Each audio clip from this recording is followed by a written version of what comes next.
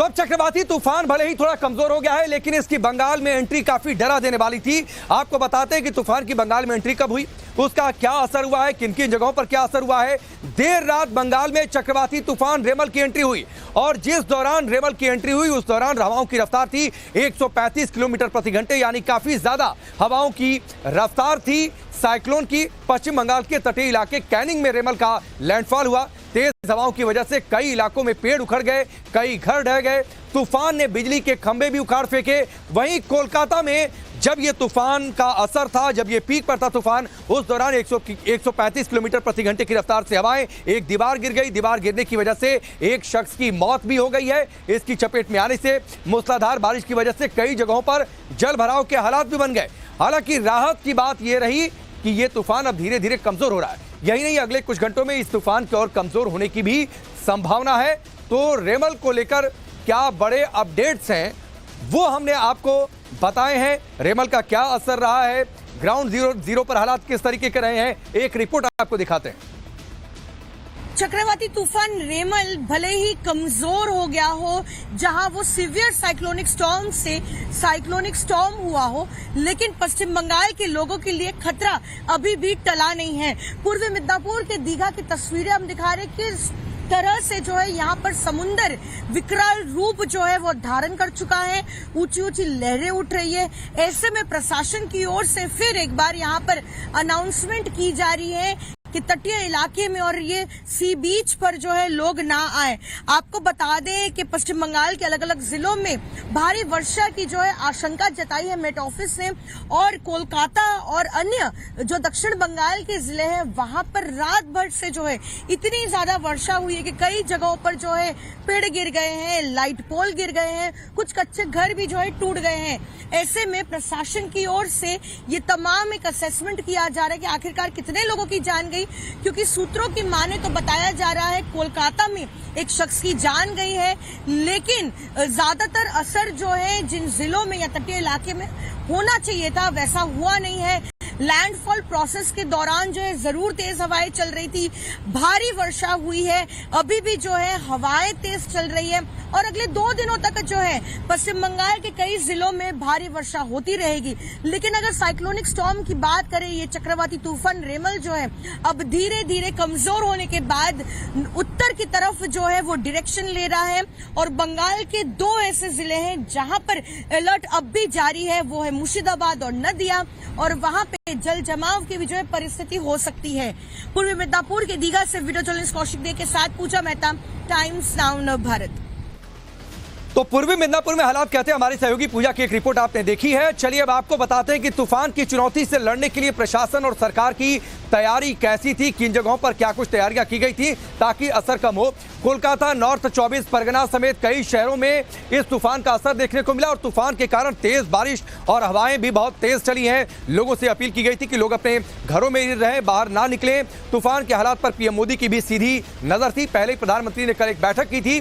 तूफान के पहले बंगाल के तटीय इलाकों से करीब 1,10,000 लोगों को शेल्टर यानी सुरक्षित जगहों पर भेज दिया गया था, जिसमें सबसे ज्यादा लोग साउथ 24 परगना जिले के थे।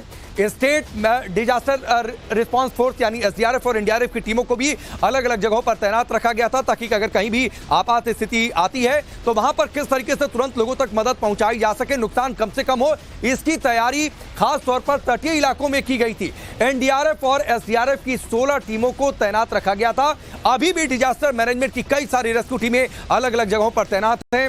जो रिस्पॉन्सेज आ रहे हैं या फिर जो फीडबैक आ रहे हैं, कहां मदद की जरूरत है वहां पर मदद पहुंचाई जा रही है। रेस्क्यू ऑपरेशन में ये टीमें अभी भी लगी हुई हैं। तो अलग अलग जगहों पर तैयारियां क्या थी सरकार की ओर से, राज्य सरकार या केंद्र सरकार, सभी जगहों की मशीनरी पूरी तरीके से एक्टिव थी ताकि लोगों को बहुत ज्यादा नुकसान ना पहुंचे। हमारी सहयोगी अद्रिजा की एक रिपोर्ट आपको दिखाते हैं। कल साइक्लोन रिमाल इधर लैंडफॉल किया है। काफ़ी सारे कोस्टल एरियाज जहां पे काफ़ी सारे पेड़ जो है वो उखड़ चुके हैं, इलेक्ट्रिक पोल्स उखड़ चुके हैं और इसके वजह से लोगों को बहुत दिक्कतें हो रही है। इनफैक्ट कोलकाता में मेट्रो के ट्रैक्स में तक पानी वाटर लॉगिंग हुआ है। इसके वजह से काफ़ी सारे मेट्रो स्टेशन में मेट्रो के सर्विसेज फिलहाल के लिए बंद है। मैं इस वक्त जहाँ पे कोलकाता में खड़ी हूँ पार्क स्ट्रीट में, आप देख सकते हैं मेरे पीछे पानी जो है वो जम चुका है। अभी तक पानी जम चुका है और बारिश भी लगातार हो रही है कल शाम से। और गाड़ी जो है ये कंजेशन के वजह से गाड़ी ट्रैफिक भी काफी स्लो चल रहा है और वाटर लॉगिंग जो है अभी तक चालू है। अभी तक पूरे तरीके से पानी जो है वो नीचे नहीं जा पाया है। काफी सारे जगह पे पेड़ भी उखड़ चुके हैं जिसके वजह से ट्रैफिक को डाइवर्ट किया जा रहा है।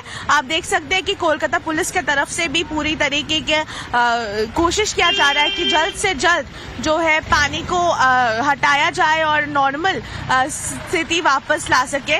लोग जो है उनको काफी दिक्कतें हो रही है क्योंकि आज सोमवार है और काफी सारे कम्यूटेशंस स्लो चल रहे हैं। काफी सारे मेट्रोस कैंसिल हो चुके हैं, ट्रेन्स तक स्लो चल रहे हैं। एयरपोर्ट में फिलहाल ही सर्विसेज रिज्यूम हुआ है और उसके एक और बाद फिलहाल ही सर्विसेज रिज्यूम है और एक और 2 फ्लाइट जो है एयरपोर्ट से वो वापस भी आए हैं। तो फिलहाल जो स्थिति है वो काफी सीरियस है, लेकिन पूरा एडमिनिस्ट्रेशन की तरफ से कोशिश चल रहा है कि जो सिचुएशन है उसको जल्द से जल्द नॉर्मल कर दिया जाए। तो कोलकाता में क्या कुछ हालात रहे थे, किस तरीके से तेज हवाएं और बारिश कोलकाता शहर में भी चली, वो अद्रिजा की रिपोर्ट में आपने देखा। अब आपको बताते हैं कि चक्रवाती तूफान का नाम रेमल किसने रखा, ऐसा नाम रखने के पीछे की वजह क्या रही है। तो रेमल के बारे में आप जान लीजिए। रेमल दरअसल एक अरबी शब्द है, यानी अरब का ये शब्द है जिसका मतलब होता है रेत या बालू, और रेमल नाम रखा है ओमान ने। दरअसल जो देशों का संगठन है, बारी बारी से सभी देशों का नंबर आता है कि कौन नाम रखेगा। इस बार ओमान का था, इसलिए ओमान ने इसका नाम रेमल रखा। इस तरह के नाम इसलिए रखे जाते हैं जिससे जनता आसानी से इन आपदाओं को याद रख सके, तूफान को याद रख सके। तूफानों का नामकरण WMO यानी वर्ल्ड मेट्रोलॉजिकल ऑर्गेनाइजेशन करता है। यूएन की इस संस्था में कुल 185 देश सदस्य हैं, संस्था सदस्य हैं, और ये बारी बारी से आने वाली तूफानों का नाम रखते हैं। और इस बार जैसा हमने पहले बताया कि ओमान ने इसका नाम रखा था। 2004 के बाद से तूफानों के नामकरण का सिलसिला शुरू हो गया था, जो अभी तक जारी है, और बारी बारी से देश इसका नाम रखते हैं, यानी तूफान का नाम रखते हैं। तो रेमल के बारे में आपने जानकारी आपने देखी। अब एक एक करके आपको रेमल तूफान की कुछ डरा देने वाली तस्वीरें दिखाते हैं कि दरअसल ये तूफान कितना भीषण था, किस तरीके से तबाही हुई है। तो एक एक करके तस्वीरें अब आपके सामने रखते हैं। पहली तस्वीर आप देखिए, जब लैंडफॉल हो रहा था 135 किलोमीटर की रफ्तार से हवाएं चल रही थी, रेमल की तूफानी एंट्री हुई थी पश्चिम बंगाल के तटीय इलाकों में। उसकी ये तस्वीर देखिए, नॉर्थ 24 परगना, बंगाल, इसके अलग अलग जगहों पर काफी ज्यादा असर देखने को मिला है। बड़े बड़े पेड़ काफी तेजी से हिलते हुए दिखाई देते जब ये रफ्तार पर था तूफान।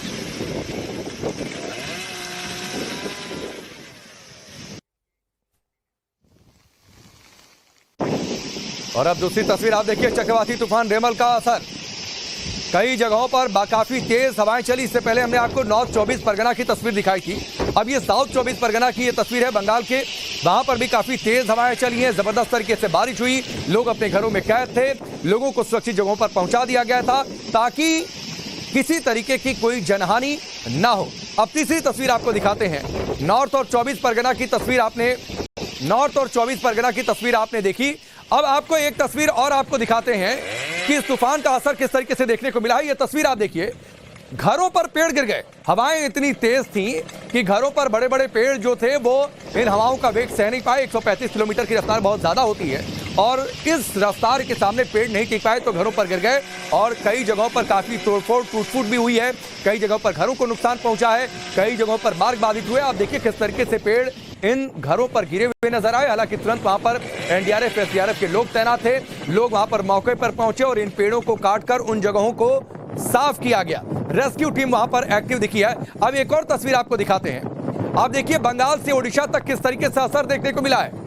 तेज हवाएं चली, बारिश हुई है और पानी किस तरीके से तटीय इलाकों को तोड़ने पर आमादा दिखाई दे रहा था। लोगों से यह अपील की गई थी कि लोग सुरक्षित जगहों पर रहें। तो ये एक तस्वीर आपने देखी, बंगाल से ओडिशा तक किस तरीके से असर तटीय इलाकों में देखने को मिला है, उसकी ये एक बानगी।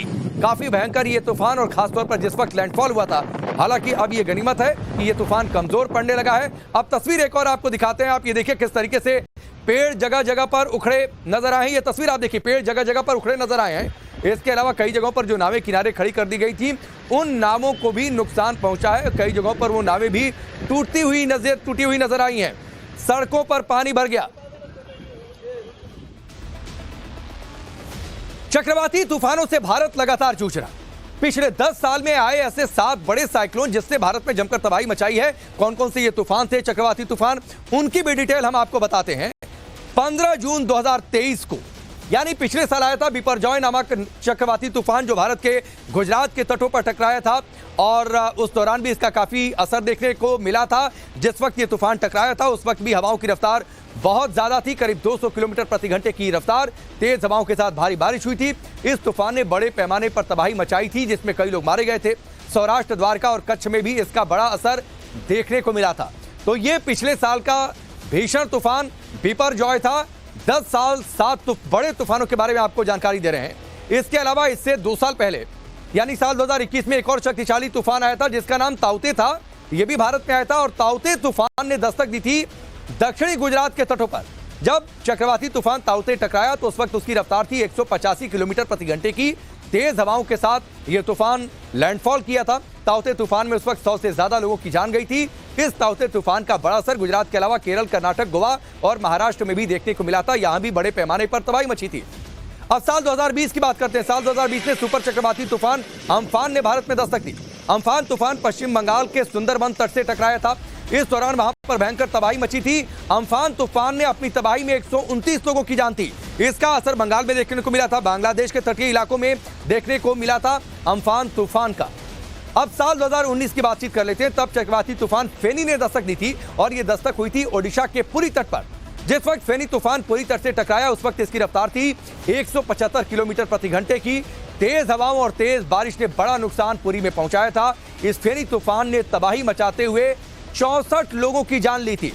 अब इससे पहले साल 2016 की बात करते हैं। साल 2016 में वर्धा तूफान आया था और इस वर्धा तूफान ने चेन्नई के तटीय इलाकों पर दस्तक दी थी। चक्रवाती तूफान से तमिलनाडु के भी तटीय इलाके प्रभावित हुए थे। 18 लोगों की तब जान चली गई थी। इस दौरान चेन्नई में बड़ा नुकसान पहुंचा था। साल 2014 में एक तूफान आया था जिसका नाम हुदहुद था। भारत में इसने कहर बरपाया था। चक्रवाती तूफान हुदहुद आंध्र प्रदेश और ओडिशा के तटीय इलाकों से टकराया था। तूफान इतना भीषण था कि आंध्र प्रदेश और ओडिशा में इस तूफान से 124 लोगों की जान चली गई थी और कई जगहों पर लहरें जो इलाकों में, शहरों में पहुंची तो वहां पर बाढ़ जैसे हालात बन गए थे। तो हुदहुद तूफान ने भी काफी तबाही मचाई थी। सबसे ज्यादा विशाखापत्तनम और उसके आसपास के इलाके प्रभावित हुए थे। साल 2013 में चक्रवाती तूफान फैलिन आया था। इसने भी तबाही मचाई। यह फैलिन तूफान ओडिशा के गंजम जिले के गोपालपुर तट पर टकराया था। जिस वक्त फैलिन ने लैंडफॉल किया उस वक्त इसकी रफ्तार थी 200 किलोमीटर प्रति घंटा। फैलिन तूफान से 44 लोगों की जान गई थी। इतना ही नहीं, ओडिशा में जबरदस्त तरीके से तबाही हुई थी और ओडिशा के करीब 18 जिले बाढ़ से प्रभावित हो गए थे। यानी बाढ़ का पानी इन 18 जिलों में प्रवेश कर गया था। तो यह तूफान कितना भीषण था इसका अंदाजा आप इस बात से लगा सकते हैं। अब चलिए एक बार फिर से आपको 5 तस्वीरें दिखाते हैं इस तूफान के असर की। रेमल का झोंका आया, सब कुछ कैसे मिट्टी में मिलता चला गया। पहली तस्वीर देखिए, तेज हवाओं के साथ भारी बारिश, जगह जगह पर सड़कों पर पानी जमा हो गया। रेमल जिस वक्त लैंडफॉल कर रहा था 135 किलोमीटर प्रति घंटे की रफ्तार थी। घरों पर पेड़ गिरे नजर आए। बंगाल से ओडिशा तक इसका असर देखने को मिला है। अब आपको बताते हैं दुनिया के ऐसे कौन से 5 देश हैं जिन्होंने न सिर्फ सबसे ज्यादा चक्रवाती तूफान झेला है बल्कि दुनिया के ताकतवर तूफान भी इन 5 देशों में ही दर्ज किए गए हैं। सबसे पहले नाम आता है चीन का, जो सबसे ज्यादा तूफान झेलने वाला देश बन गया है। सबसे ज्यादा तूफान से यहां पर प्रभावित राज्य रहे हैं। चीन में सबसे खतरनाक या यूं कह लीजिए कि ना भूलने वाला तूफान जो आया था वो साल 2006 में आया था। 2006 में सौमई नाम का सबसे भयानक तूफान आया था। इस सौमई तूफान में चीन में 600 से ज्यादा लोगों की मौत हुई थी। इतना ही नहीं, 2006 में ही चीन को 6 बार चक्रवाती तूफान का सामना करना पड़ा था। तो दुनिया में अगर सबसे ज्यादा चक्रवाती तूफान का सामना करने वाला कोई देश है तो ये चीन है। अब आगे बढ़ते हैं। कुदरती कहर का दंश झेलने वाले देशों में दूसरा नाम फिलीपींस का है। यहां साल 2013 में बेहद शक्तिशाली तूफान आया था जिसका नाम हयान था। हयान तूफान ने दक्षिण पूर्व एशिया के कई हिस्सों में तबाही मचाई थी। यह तूफान इतना खतरनाक था कि इस तूफान में फिलीपींस के 6000 से ज्यादा, करीब 6030 लोगों की जान चली गई थी। हयान तूफान को साल 2013 का सबसे खतरनाक तूफान माना गया क्योंकि इसने भीषण पैमाने पर कई तबाही मचाई, कई लोगों की जान ले ली। इसके अलावा एक और देश जो तूफान से सबसे ज्यादा प्रभावित है वो है जापान। कुदरत की मार झेलता रहता है। यहां पर सबसे शक्तिशाली तूफान आया था 1959 में। इस तूफान ने भी जापान में काफी तबाही मचाई थी।